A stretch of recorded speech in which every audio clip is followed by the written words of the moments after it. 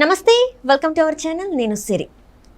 Real ఎస్టేట్లో మనకి చాలా డౌట్స్ ఉంటాయి. ఎందుకంటే అసలు ఎక్కడ ఇన్వెస్ట్ చేయాలి, ఎక్కడ ఇన్వెస్ట్ చేయొద్దు అని చెప్పేసి మనకి ఒక డౌట్ అయితే చాలా మందిలో క్రియేట్ అవుతూనే ఉంటుంది. అయితే ఈరోజు మనకు ఆ డౌట్స్ అన్ని క్లియర్ చేయడానికి మనతో పాటు ఉన్నారు ప్రముఖ రియల్టర్ యనమల రాజు గారు. నమస్కారం సార్. నమస్తే అండి సార్. ఇప్పుడు చూస్తున్నట్టయితే శ్రీశైలం హైవేకి అంటే రాబోయే రోజులలో చాలా డిమాండ్ పెరగబోతుందని అయితే వార్తలు వస్తున్నాయి. అంటే చాలామంది ఏంటంటే శ్రీశైలం హైవే అంటే మరి సిటీకి దూరంగా ఉంటుందని కూడా అనేక డౌట్లు ఉంటాయి. ఎందుకంటే వీళ్ళు చాలా కష్టపడి సంపాదించిన డబ్బు కదా. సో అసలు రియల్ ఎస్టేట్లో ఇన్వెస్ట్ చేయొద్దని కూడా కొంత సందేహం ఉంటుంది. సో ఈ హైవేలో ఒకవేళ తీసుకుంటే ఎలాంటి పరిస్థితులు ఉంటాయి, అంటే లాభంగా ఉంటుంది, మరి రాబోయే రోజుల్లో డిమాండ్ ఎక్కువ ఉంటుందని అంటున్నారు. మరి ఇందులో వాస్తవం ఉందంటారా? ఖచ్చితంగా అండి. సో శ్రీశైలం హైవే పేరు శ్రీశైలం అంటే ఎక్కడ అనుకుంటారు, కానీ ఒరిజినల్ శ్రీశైలం హైవే అనేది ఆల్రెడీ హైదరాబాద్లో part of the road. So మీకు ఏదైతే ఔటర్ రింగ్ రోడ్ ఉందో, ఔటర్ రింగ్ రోడ్లో రోడ్ నెంబర్ ఎగ్జిట్ 15 లేదా 14 వీటికి బేస్ చేసుకొని హైవే ఉంటుంది. ఏదైతే తుక్కుగూడ అనుకుంటున్నామో ఈ తుక్కుగూడెం నుంచి మహేశ్వరం మీదుగా వెళ్తుంటే మొత్తం అదంతా కూడా శ్రీశైలం హైవే. ఇంకోటి ఈ శ్రీశైలం హైవేని కూడా బాగా ఎక్స్టెండ్ చేస్తున్నారు. ఒకప్పుడు ఓన్లీ బెంగళూరు హైవే అత్యంత ప్రధానమైనది, పెద్దదిగా అనుకునేది. కానీ దీనికి సమాంతరంగా ఇప్పుడు శ్రీశైలం హైవేని కూడా బాగా డెవలప్ చేస్తున్నారు. సో శ్రీశైలం హైవే ఏదైతే ఔటర్ రింగ్ రోడ్డుకు ఆనుకొని అనుసంధానంగా ఉండడం వల్ల ఇప్పటికే మహేశ్వరం కానీ, ఆదిబట్ల కానీ, అట్లాగే తుక్కుగూడ కానీ, అట్లాగే కందుకూరు కానీ ఈ బెల్ట్ అంతా కూడా బాగా డెవలప్ అయిపోయింది. డెవలప్ చేశారు, ఇంకా చేస్తుండే. ఇది ఒకప్పుడు ఇన్వెస్ట్మెంట్ దశ. ఇప్పుడు మనం అనుకుంటున్న ఏరియాస్ ఏవైతే ఉన్నావో ఇప్పుడు ఇన్వెస్ట్మెంట్ దశ నుంచి ఇల్లు కట్టుకునే దశకు టర్న్ అయింది. రైట్. అంటే ఇప్పుడు గచ్చిబౌలికి రావాలనుకుంటే హైదరాబాద్లోకి వచ్చి గచ్చిబౌలికి పోవాల్సిన అవసరం లేదు.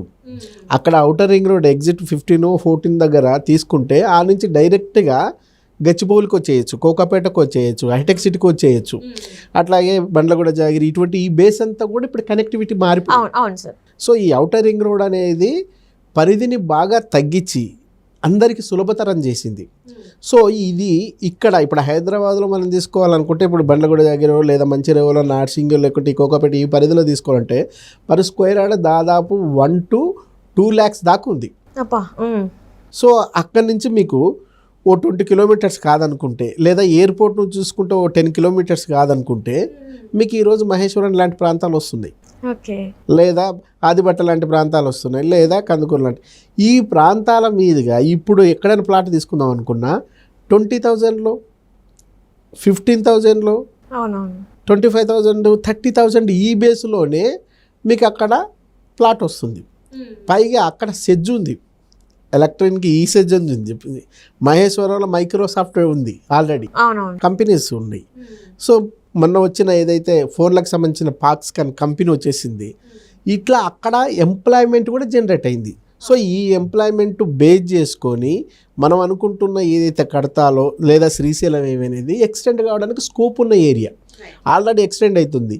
ఇప్పుడు వచ్చిన అంటే గతంలో ఉన్న బీఆర్ఎస్ ప్రభుత్వం కానీ, రీసెంట్గా వచ్చిన రేవంత్ రెడ్డి సర్కార్ కానీ కూడా మీకు కందుకూరు వరకు మెట్రోని కూడా ఎక్స్టెండ్ చేస్తున్నారు.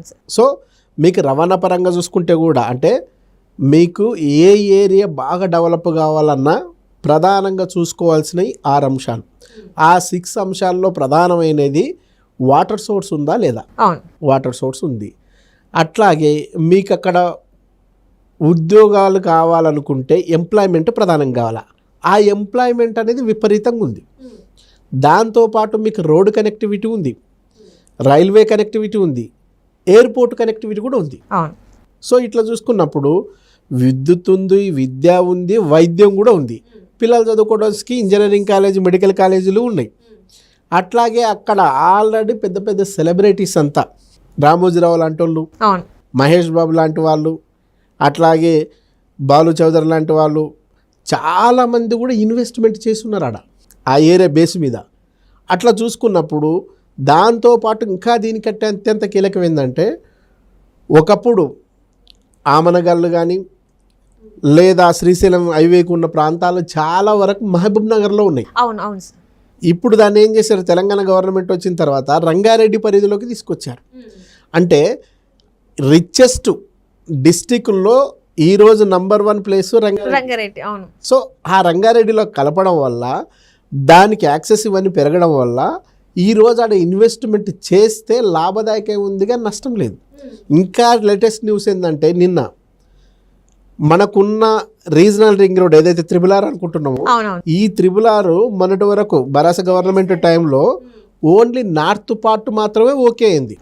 ఆ నార్త్ పార్ట్ మీదనే భూమి సేకరణ కూడా జరిగింది, బాధితులకు నష్టపరిహారం కూడా ఇచ్చారు.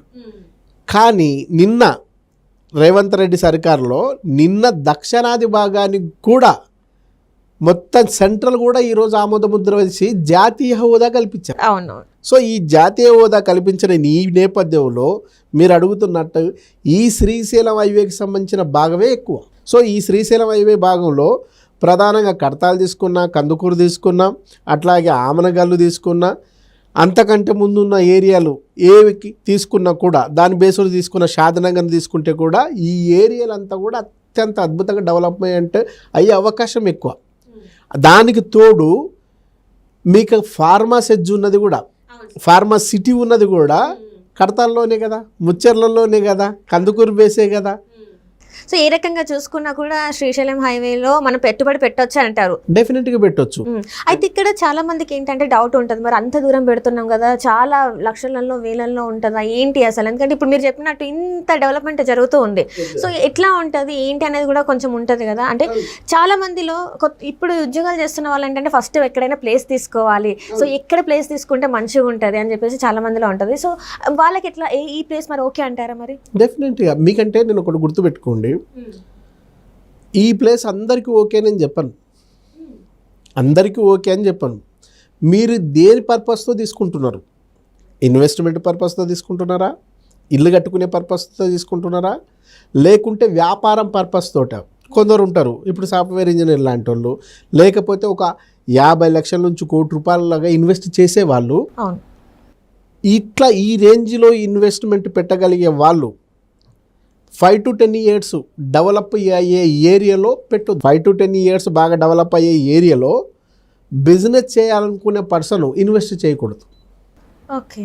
ఎందుకంటే మీరు ₹1,00,00,000 దాకా పెట్టగలిగే పరిస్థితి ఉన్నవాళ్ళు హైవేకి దగ్గరలో తీసుకోండి, హైవేకి దగ్గర తీసుకొని మళ్ళీ అమ్మేసుకోండి, మళ్ళీ ఇంకో దగ్గర ఇన్వెస్ట్ చేయండి, మళ్ళీ అమ్మేయండి, ఇంకో దగ్గర ఇన్వెస్ట్ చేయండి. ఇలా మీరు ఎన్ని ట్రాన్సాక్షన్స్ చేస్తే అంత ఇన్కమ్ జనరేట్ అవుతుంది ఈ రేంజ్లో పెట్టగలిగే పరిస్థితి ఉన్నోళ్ళు. అయితే నా సోర్సు 50 lakhs, నా సోర్సు 20 lakhs అనుకున్న వాళ్ళు హైవేలో పెట్టడానికి ఆలోచించకండి. ఎందుకంటే హైవేలో మీ బడ్జెట్కి రాదు, మా బడ్జెట్కి రాదని చెప్పేసి మీరు తీసుకోకుండా చూస్తూ ఉన్నారనుకోండి, జీవితకాలం అలా వీళ్ళ రేట్లు పెరుగుతూనే ఉంటే మీరు ఎప్పటికీ తీసుకోలేరు. మీ దగ్గర 20 lakhs 15 lakhs ఉన్నాయనుకుంటే ఖచ్చితంగా కొంచెం దూరం అయినా పర్వాలేదు, లోపలికి అయినా వెళ్ళి మీకు 150 యాడ్స్ వస్తే 150, 200 యాడ్స్ వస్తే 200 తీసుకొని 10 years మర్చిపోండి. హైటెక్ సిటీ కూడా ఆల్ ఆఫ్ సడన్గా డెవలప్ కాలా. హైటెక్ సిటీ డెవలప్ కావడానికి తక్కువ 30 years పట్టింది. 94, 91 ఆ రోజు నుంచి కౌంట్ చేస్తే ఆ రోజు ఎకరా జస్ట్ 12,500 మాత్రమే. ఆ టైంలో 94 ఆ టైంలో. కానీ ఇప్పుడు చూస్తే మాత్రం ఇప్పుడు 100 కోట్లు ఉంది. అవును. మన దగ్గర కూడా ఏదైతే మహబూబ్ నగరో, కర్నూలు, ఖమ్మమో, ఆదిలాబాదో, నిజామాబాదో, కరీంనగర్ ఈ ఏరియాలో కూడా ఆ రోజుల్లో 10,000 ఎకరా. ఇక్కడ 12,500 అనుకుంటే అక్కడ 10,000 ఎకరా. చాలా మంది ఏమనుకున్నారు, అక్కడెక్కడ పోయి తీసుకుంటే ఏం లాభం, నా ఊర్లో తీసుకుంటే బాగుంటుంది అని తీసుకున్నాం. మనకు ప్రిస్టేజ్ ఇష్యూ, మన ఊర్లో తీసుకున్నాం అనుకో ఎకరా తోపు, అంటే రిటైర్ అయినాక కూడా వెళ్ళి ఉండొచ్చు అన్న ఒక ఆలోచన ఉంటుంది వాళ్ళకి. ఎగ్జాక్ట్లీ. కానీ ఇన్వెస్ట్మెంట్ చేసే పర్సన్ అట్లా ఆలోచించొద్దు. నువ్వు చేసేది ఇన్వెస్ట్మెంట్ అంటే ఏంటి? ఇప్పుడు నేను చేయలేని స్థితిలో, నేను ఇప్పుడు చేయగలిగే స్థితిలో ఉన్నా, రేపు నేను చేయలేని స్థితికి పడిపోతా. ఇప్పుడు చేసిన ఇన్వెస్ట్మెంటు అప్పుడు నన్ను ఆదుకోవాలా, అది ఇన్వెస్ట్మెంట్ లక్ష్యం. Right right. కానీ మనం ఏం చేస్తున్నాం, ఆ లక్ష్యాన్ని మర్చిపోయి నా ఇంటి పక్కన ఉంటే బాగుంటుంది. నీ ఇంటి పక్కన ఉన్నది డెవలప్ కాదు. ఎందుకు డెవలప్ కాదంటే నీ ఊరి జనాభా ఒక 500 మంది, ఈ 500 మందే ఉంటారు ఆ ఊర్లో. ఈ 500 మంది ఉన్న ఈ ఏరియాలో ఔటర్ రింగ్ రోడ్ రాదు, ఈ 500 మంది ఉన్న ఏరియాలో రీజనల్ రింగ్ రోడ్ రాదు. ఈ 500 మంది ఉన్న దగ్గర కేబుల్ బ్రిడ్జ్ రాదు.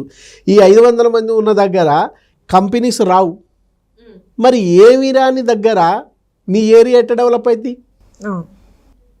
ఆడ కొంచెం జనాభా పెరుగుతారు కాబట్టి కొంచెం జనాభాకు లిమిటెడ్గా కొంచెం మాత్రం పెరుగుతుంది. అసలు నువ్వు తీసుకునేదే నీ పిల్లల జీవితం బాగుపడుతుందనే ఉద్దేశంతో, నీ పిల్లల జీవితం బాగుపడుతుందనే ఉద్దేశంతో నువ్వు తీసుకుంటే, నీ ఊర్లో నువ్వు తీసుకున్నావు అనుకో, రేపు నీ పిల్లలు ఊర్లో జాబ్ చేస్తారా, హైదరాబాద్లో జాబ్ చేస్తారా? హైదరాబాద్లో చేస్తారు కదా. ఇట్లా ఎప్పుడు చూసుకున్నా ఊళ్ళలో సిటీకి రావాల్సిందే కదా. కదా, సిటీకి రావాలనుకున్నప్పుడు ఇప్పుడు మీ ఊర్లో పెట్టినది ఒక 10,000 పర్ స్క్వేర్ యార్డ్ 15,000 తీసుకున్నావు.